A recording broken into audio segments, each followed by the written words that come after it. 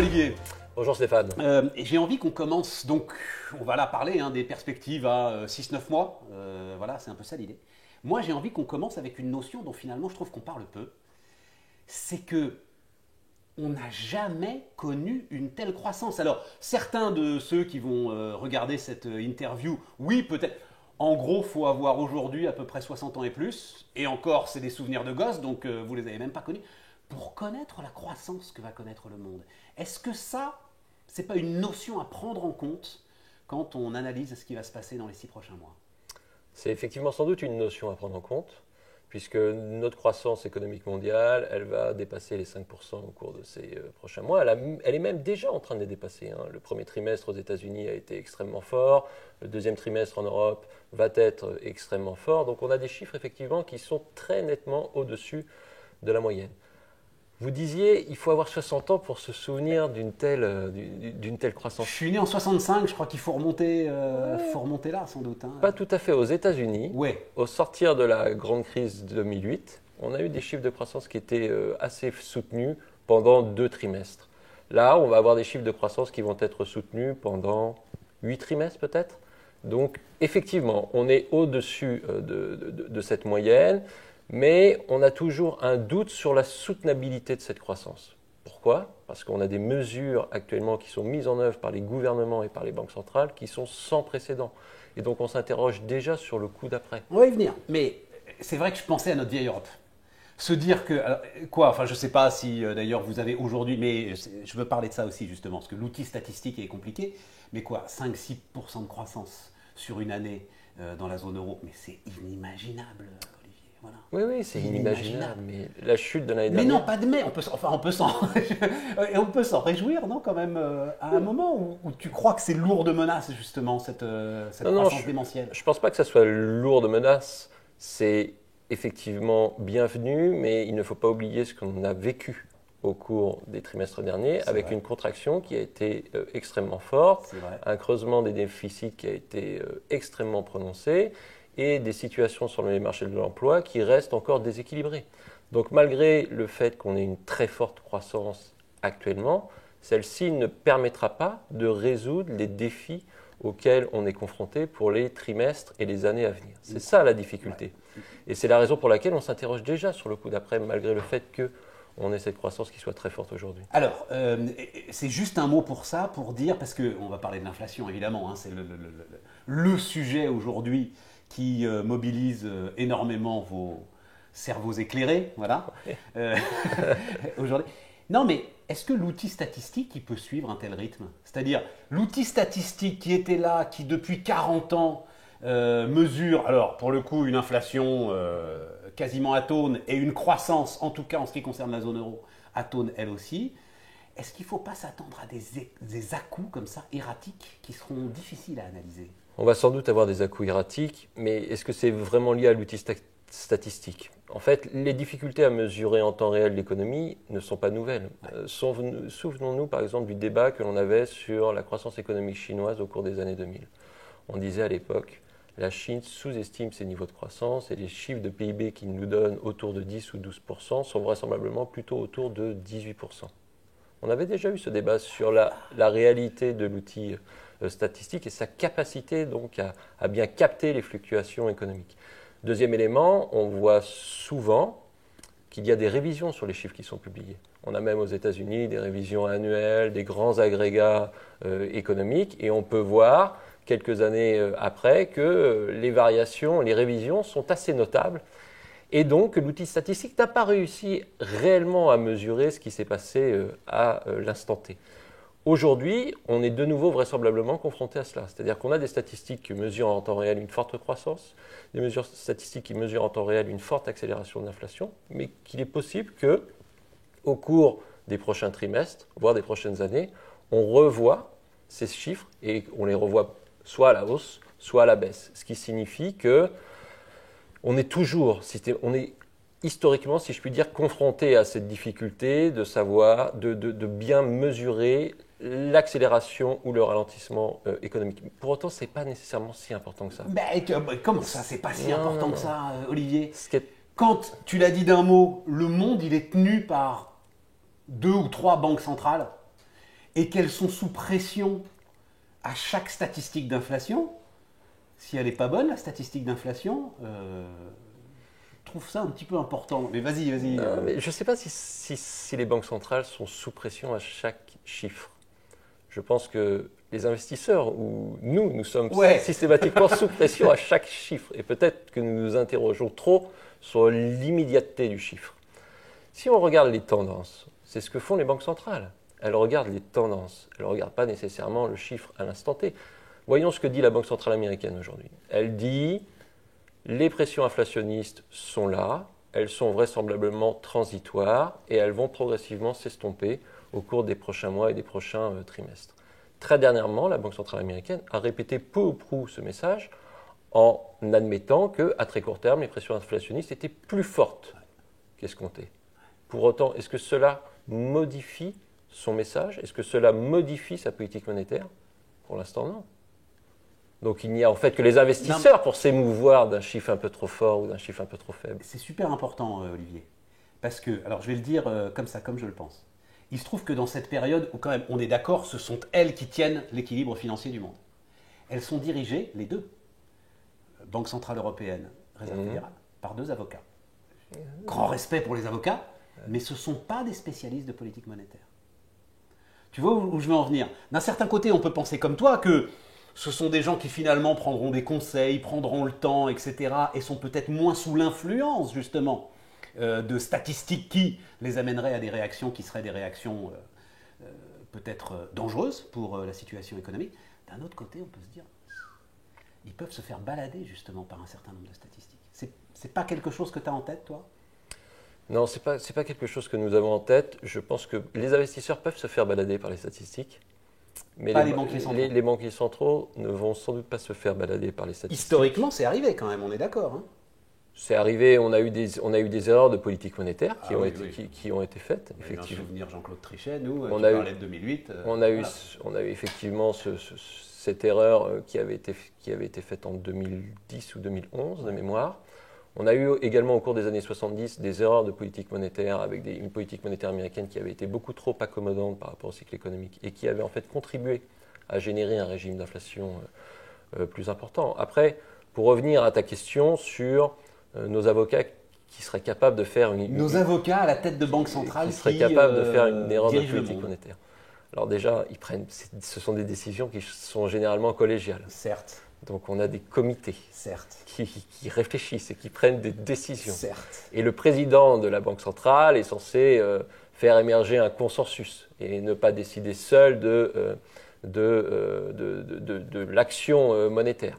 Et ce consensus, il se fonde sur des études, des analyses, des connaissances de la chose économique et financière qui sont quand même extrêmement pointues. Et c'est là-dessus que se fait la décision. Et peut-être le fait que nous ayons des avocats contribue en fait à faire émerger des consensus et donc à prendre des décisions pour guider les économies américaines et européennes. Donc, grand calme. Grand calme. C'est ça, et ce que tu nous décris là, c'est des investisseurs qui doivent rester calmes et ne pas craindre d'à-coup dans les mois qui viennent. Poursuite de politique monétaire qu'on dit très accommodante, des statistiques d'inflation qui vont monter, descendre, mais globalement, inflation transitoire, c'est ça Alors, sur l'inflation transitoire, ce n'est pas aussi simple que ça. Je pense qu'il faut déjà... ce n'est pas aussi simple que cela pour deux questions, pour deux raisons. La première, c'est qu'il faut bien comprendre d'où vient l'inflation aujourd'hui. La deuxième, c'est lorsqu'on parle du retour d'inflation, il faut préciser de quel retour parle-t-on. Parlons-nous d'un régime d'inflation où on revient dans les années 70, début des années 80, où en moyenne l'inflation était de l'ordre de 7% avec des pics au-dessus de 10%, ou allons-nous sur un régime d'inflation des années 90 où on pouvait avoir aux États-Unis une inflation moyenne de 3%. Ça, c'est une question importante. Ah ben, fondamentale. À ces questions, nous répondons la chose suivante. À très court terme, on voit très clairement qu'il y a un déséquilibre entre l'offre et la demande qui a alimenté ces forts chiffres d'inflation, raison pour laquelle aux États-Unis, on est à 5% d'inflation. Mais ce déséquilibre entre l'offre et la demande, il va au moins partiellement se résorber. Pourquoi? Parce que la demande aujourd'hui est alimentée par un phénomène de désépargne, plus des plans de relance qui sont très très importants, qui sont même colossaux et qui soutiennent une demande très forte. Et puis du côté de l'offre, on a quelques goulots d'étranglement, on a une chaîne de production qui a été un peu désorganisée et qui a du mal à se remettre en marche et à pleinement répondre à cette demande. D'où les chiffres d'inflation qui sont très forts. Mais normalement, la demande va ralentir au cours des prochains trimestres, puisque la désépargne va progressivement se réduire. Les plans de relance qui sont encore très puissants vont progressivement avoir moins d'effet, donc ralentissement de la demande. Et du côté de l'offre, on doit avoir a priori une offre qui s'ajuste, qui augmente ses capacités de production, et donc des prix qui vont s'ajuster et une inflation qui va ralentir en 2022. Donc ça, c'est le schéma du très court terme, c'est-à-dire ou du très court terme. On va dire des 12 prochains mois, une inflation qui reste forte cet été, mais qui va ralentir à partir de la fin d'année et plus particulièrement en 2022. Après se pose la question du moyen terme. Est-ce que nous allons sur des chiffres d'inflation à 3%, à 7%, ou revenons-nous dans le monde d'avant où l'inflation était entre 1 et 2%? La question, elle vaut cher du point de vue de l'investisseur, puisqu'elle peut avoir des conséquences très importantes sur l'allocation d'actifs. Mais la réponse est malheureusement pas si évidente que ça à trouver.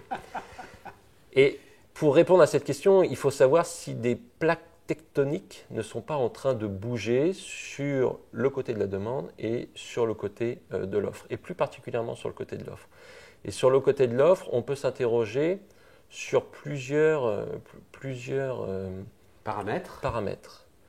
Le paramètre de la déglobalisation, du ralentissement de la globalisation. Est-ce que c'est un paramètre sérieux ou pas? Est-ce que va-t-on avoir des entreprises qui vont progressivement re-régionaliser leur outil de production? Réponse? Question ouverte. Deuxième paramètre? Deuxième paramètre, le risque géopolitique qui alimente le premier paramètre. Et l'opposition entre la Chine et les États-Unis, qui est une opposition structurante pour les décennies à venir, Absolument. Et qui peut avoir un impact sur ce phénomène de re-régionalisation de l'outil de production, en particulier sur les facteurs, on va dire, déterminants pour les États. Typiquement, les semi-conducteurs vont sans doute être rapatriés aux États-Unis. Quelques éléments de la santé vont être rapatriés en Europe, etc. etc. Et puis le dernier paramètre, c'est le comportement du consommateur. Est-ce que le consommateur va être de plus en plus sensible aux problématiques environnementales en particulier? Oui, non. Si oui, il y a de grandes chances qu'on ait un coût supplémentaire affecté à la production, coût supplémentaire qui prendrait en compte l'intégration de ce facteur environnemental. Tout à fait. Et qui est inflationniste. Et qui est inflationniste. Donc voilà. Bon, mais ça donne quoi ça? Je fais le shaker là. Quand je fais le shaker de tout ça. Ça fait quand même, parce que relocalisation, c'est aussi des prix de production qui sont forcément plus élevés. Quand je fais le shaker de tout ça, ça signifie quoi? Ça signifie que le scénario d'inflation à 7%, on peut l'évacuer. Je pense que ce n'est pas le débat. Je pense qu'il y a peu de chances qu'il se produise parce qu'on a encore des déséquilibres structurels dans l'économie mondiale qui sont très importants, avec des taux d'endettement qui sont très importants, des marchés de l'emploi qui restent très déséquilibrés. Mais un scénario d'inflation à 3%, 2,5-3% au cours des années à venir, est un scénario qui est en train de gagner en probabilité de réalisation. Et évidemment, ça pose des questions pour la politique monétaire, pour l'allocation d'actifs. Moi, j'ai envie de te dire, c'est une très bonne nouvelle. On va y aller sur l'allocation d'actifs, mais c'est une très bonne nouvelle au regard de l'autre grand sujet qui est notre endettement. Une inflation à 2-3% pour effacer tranquillement une dette dont on rappelle qu'elle a été quand même contractée très très largement à taux négatif. Enfin, c'est parfait, non C'est parfait si on est en taux d'intérêt réel négatif. Oui, absolument. Et donc si les taux restent en territoire au moins proche de zéro et au mieux en territoire négatif. Donc se posera la question de la politique monétaire. Mais effectivement, ça serait plutôt une bonne nouvelle pour la gestion de la dette publique, même si le débat de la dette publique est un débat qui est particulièrement complexe lui aussi. Et ce pour, Je pense deux raisons. Première raison, on ne connaît pas le bon niveau de dette publique. Non. Le traité de Maastricht, 60%. Ouais. Reinhardt et Rogoff, deux économistes au sortir de la grande crise de 2008-2009, qui nous disent que le taux de 90% est un taux à ne surtout pas dépasser, Ouais. sinon on ralentit trop sensiblement l'économie. Aujourd'hui, nous sommes sur un taux d'endettement aux États-Unis, dette publique, de l'ordre de 130%, en Europe, de l'ordre d'une centaine de pourcents, au Japon, de l'ordre de 240%. C'est ça. Et pourtant, la croissance n'a jamais été aussi forte aux États-Unis et en Europe, même si elle est alimentée évidemment par les déficits. Donc ça, c'est la première incertitude, c'est quel est le bon niveau de dette publique. La deuxième incertitude, c'est quelle est la bonne mesure de la dette publique. Faut-il rapporter la dette publique au PIB, donc un stock et un flux? C'est une question qui reste ouverte. Ne faudrait-il pas... C'est pas une question ouverte, ça ne veut rien dire. Ne C'est pas une question Alors ouverte. pourquoi ne C'est pas... un truc absurde, le stock et le flux. Pourquoi ne Absurde. pas rapporter la dette aux actifs? Exactement. Ça serait peut-être une mesure un peu plus... Ou alors le pertinent. service de la dette aux rentrées fiscales. Par exemple. Ça aussi, Par c'est intéressant, parce que c'est une dette qui, certes, augmente, mais nous coûte de moins en moins cher. Voilà. Voilà. Donc il y a beaucoup de paramètres à intégrer pour regarder, pour comprendre la problématique de l'endettement des États. Donc ça, on va considérer que c'est la mauvaise nouvelle parce qu'on ne comprend pas nécessairement tout. La bonne nouvelle, c'est que l'on sait comment traiter la dette publique. On en a une bonne histoire. Donc pour traiter la dette publique, on a la croissance. Malheureusement, sur les 15 dernières années, on n'a pas été Tout à fait. très en réussite, très efficace sur ce point-là. On a l'inflation, vous en parliez, hein. L'inflation peut permettre d'effacer la dette. On a les recettes, et on voit d'ailleurs que les États s'intéressent à cette problématique de la recette. On est en train d'augmenter le taux d'imposition des entreprises, ou plus exactement de mettre un minimum, d'essayer de mettre un minimum. Et aux États-Unis, le président Biden souhaite augmenter le taux d'imposition. Attention, ça bouge beaucoup là. Hein, des entreprises. T'as suivi ça, ça bouge beaucoup là. Il est en train de négocier avec les Républicains, ça bouge beaucoup. Et parce que c'est intéressant ça, mais ça va aller, ça va poursuivre notre discussion sur la dette. Les Allemands votent en septembre. Là, les successeurs putatifs d'Angela Merkel, CDU-CSU, ont publié leur programme. Et on voit qu'il n'est pas question pour eux d'augmenter les impôts. Quand même. En revanche, ils veulent revenir sous les 60% de dette sur PIB. Ils restent accrochés à ce flux et à ce stock-là absurde. Voilà, très allemand. Donc là, on a un petit foyer de tension, non? Parce que nous, on est à 120%. Hein, et nous non plus, on ne veut pas augmenter les impôts. Et nous, je ne vois pas comment on pourrait revenir, même à 100% de dette sur PIB. Non, la France va avoir du mal, effectivement, à augmenter ses impôts compte tenu... Fragmentation de la zone euro, c'est pas un sujet, ça? Justement, sur le... En gros, je crois que la limite, c'est la Belgique. Tout ce qui est au nord de la Belgique va être à peu près 60% de dette sur PIB. Tout ce qui est au sud, je ne sais pas pourquoi les Belges, malheureusement, ils n'ont même pas la Méditerranée, tu vois, ils ont la dette, ils n'ont même pas la Méditerranée. Tout ce qui est au sud va se retrouver autour de 120-130. Je ne pense pas qu'il faille parler de fragmentation, d'autant plus que l'accord qui a été conclu l'année dernière par les chefs d'État est plutôt un accord qui permet de renforcer... De mutualisation de la dette, ce que tu veux d'un dire. début de mutualisation de la dette. Absolument. Est un accord qui permet de renforcer la zone euro. Mais l'exemple allemand est un exemple intéressant. Parce que lorsqu'on regarde l'Allemagne, la dette publique allemande en 2012 était à 82% du PIB. Et fin 2019, ils sont tombés sous les 60%. Comment ont-ils fait ça? Pas avec beaucoup de croissance. L'Allemagne est en difficulté hein, sur la dimension croissance. La croissance économique allemande au cours de ces dernières années n'a pas été très forte. Pas grâce à l'inflation, mais grâce à un peu de croissance, un peu d'inflation, des conditions monétaires extrêmement accommodantes et, dernier élément qui manque à un certain nombre de pays, un budget à l'équilibre. Et dès lors que vous avez ces conditions qui sont réunies, vous pouvez voir la dette publique diminuer de manière très rapide, puisque la dette publique allemande a baissé de plus de 20 points en l'espace de 7 ans. C'est considérable. Donc si les États réussissent à avoir une croissance autour de 2%, de l'inflation autour de 2 à 2,5%, des conditions de financement qui restent extrêmement accommodantes grâce aux banques centrales, et le point de difficulté des budgets à l'équilibre, on peut très rapidement rentrer dans un scénario un peu plus vertueux, peut-être un peu trop optimiste. On reste calme sur les à-coups des statistiques, de l'inflation, etc. Tu n'as pas de crainte particulière sur un accident de politique monétaire ou sur un changement important de politique monétaire dans les 6 à 9 mois, puisque c'est ça, hein, globalement, nos perspectives. Mais le changement est déjà en train de se produire. C'est-à-dire ? La Banque centrale américaine vient d'annoncer qu'elle allait changer sa politique monétaire. Elle vient de donner le signal qu'elle commençait à siffler le début de la fin de la partie. Voilà. Enfin, on va quand même se retrouver avec un plan, si jamais Biden y arrive, hein, plan de financement d'infrastructures d'à peu près 2 ou 3 000 milliards de dollars. Il va falloir qu'elle le finance, la Réserve fédérale, elle n'aura pas le choix. Olivier. C'est ça qui est intéressant d'ailleurs aujourd'hui, c'est qu'elles ont un rôle politique, ces banques centrales. Les banques centrales sont victimes de leur succès. Ouais, c'est ça. Aujourd'hui. En fait, quand on regarde, on critique beaucoup les banques centrales. Les banques centrales ont été beaucoup critiquées au cours de ces dernières années. Si tu regardes la Banque centrale américaine, tu t'aperçois quand même qu'elle a réussi au cours de ces dernières décennies à assurer le plein emploi aux États-Unis et à assurer des chiffres d'inflation qui étaient sous contrôle. Qu'est-ce qu'on lui reproche à cette Banque centrale américaine? C'est sans doute d'être un peu trop sensible aux conditions financières. C'est-à-dire que dès qu'il y a de la volatilité sur les marchés financiers, on a une banque centrale américaine qui est prête à intervenir. Mais pour quelle raison?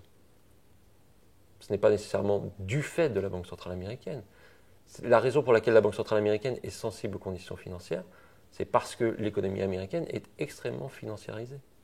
Et que dès lors qu'il y a un durcissement des conditions de financement, cela produit un impact sur l'économie américaine. C'est la raison pour laquelle la Banque centrale américaine est obligée d'intégrer ce facteur dans sa fonction de réaction, donc dans ses paramètres de décision. On dit beaucoup qu'en Amérique, c'est le marché qui finance l'économie, alors qu'en Europe, ce sont les banques qui financent l'économie. Globalement, c'est ça, hein, le point d'équilibre. Tout à fait. Et du côté de la Banque centrale européenne, son objectif, c'est l'inflation. Et l'inflation, dès lors que cet objectif est atteint, doit permettre d'atteindre le deuxième objectif, qui est le plein emploi. Ce que l'on peut voir au cours de ces dernières années, c'est que la Banque centrale européenne n'est pas parvenue à atteindre l'objectif d'inflation, mais que certains pays ont réussi à atteindre le plein emploi. D'autres, non. Donc l'objectif est partiellement atteint. Est-ce la seule responsabilité de la Banque centrale européenne? Sans doute pas.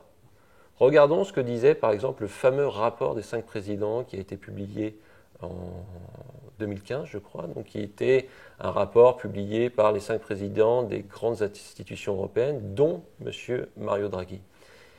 Ce rapport disait que la zone euro était inachevée et qu'elle devait se renforcer pour, in fine, renforcer son potentiel de croissance.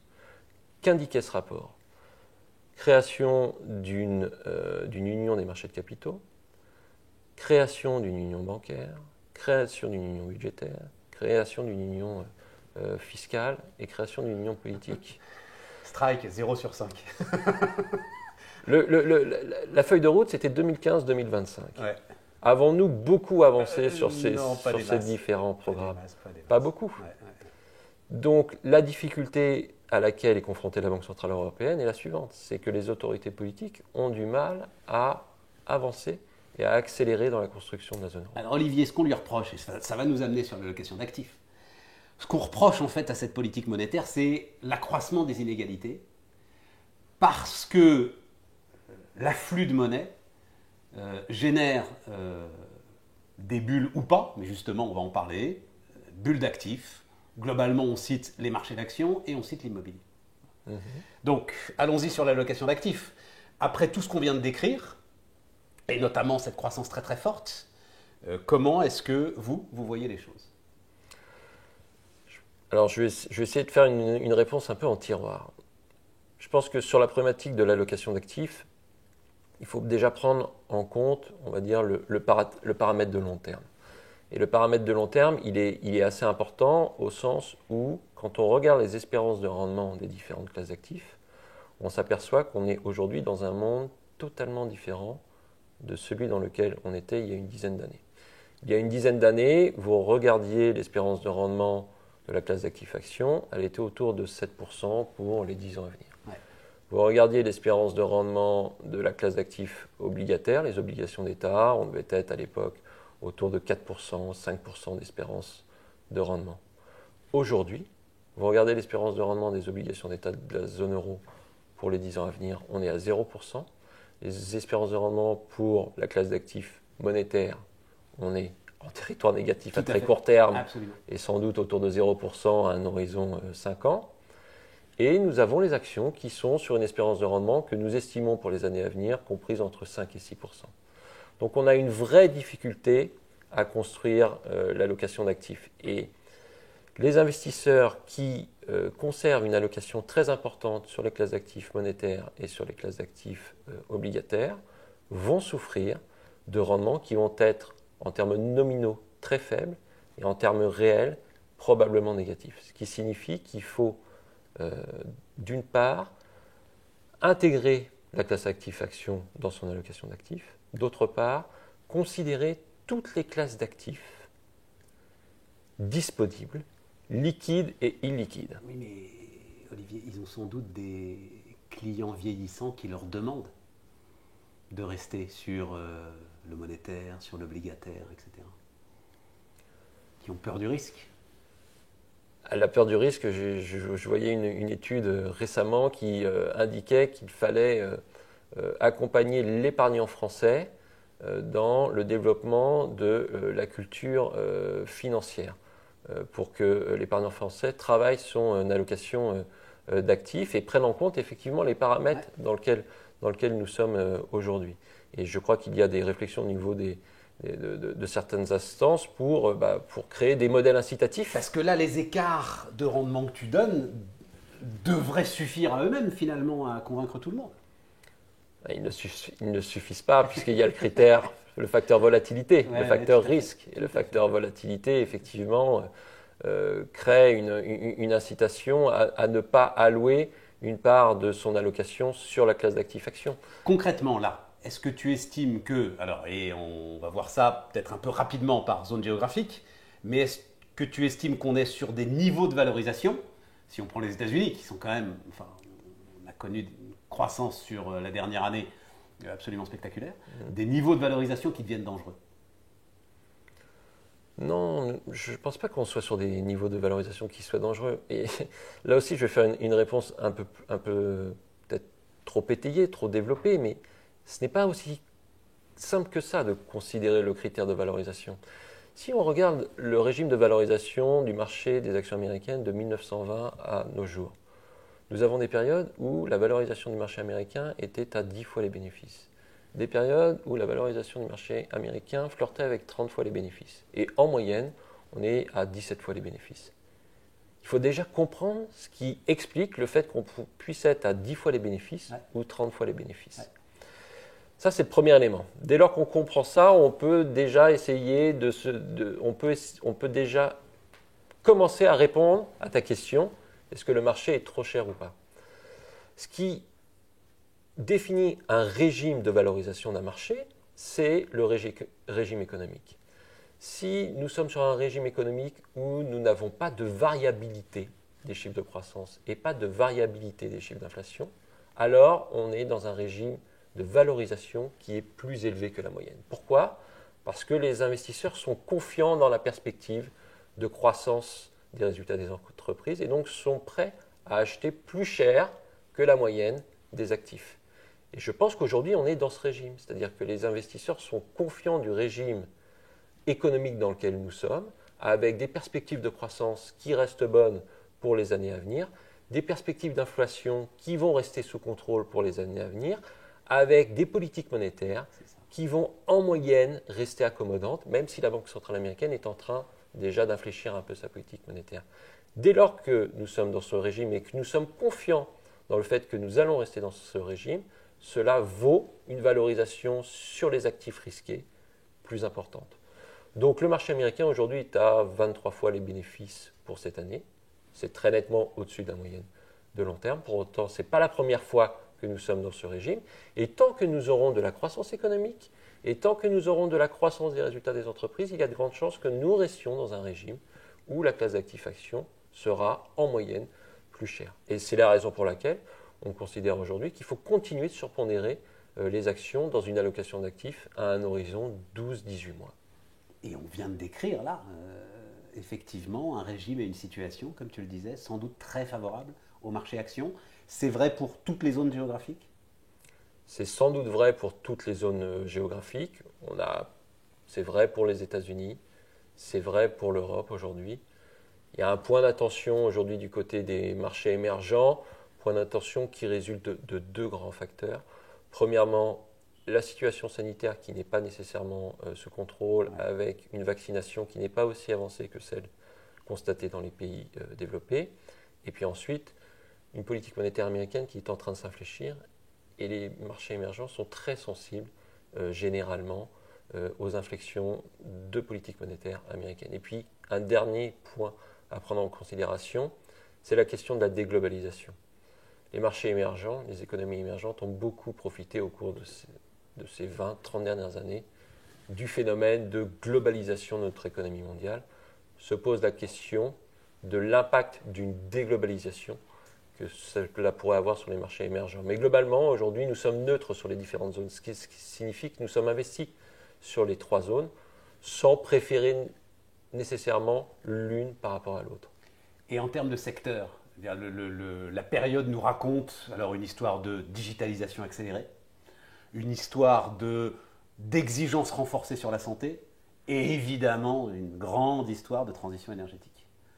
Est-ce que ça veut dire que ce sont les paris qu'il faut faire aujourd'hui, ou est-ce que ça veut dire que ce sont des paris qui ont déjà été faits avec des valeurs qui sont déjà sur ces sujets-là très chères? Je pense que tu as déjà ta réponse. Je pense que en tout cas, tu as déjà ton avis. Non, je ne me permettrai pas. Vas-y. Non, mais ce que l'on voit depuis le début de l'année, c'est que le secteur de la technologie sous-performe.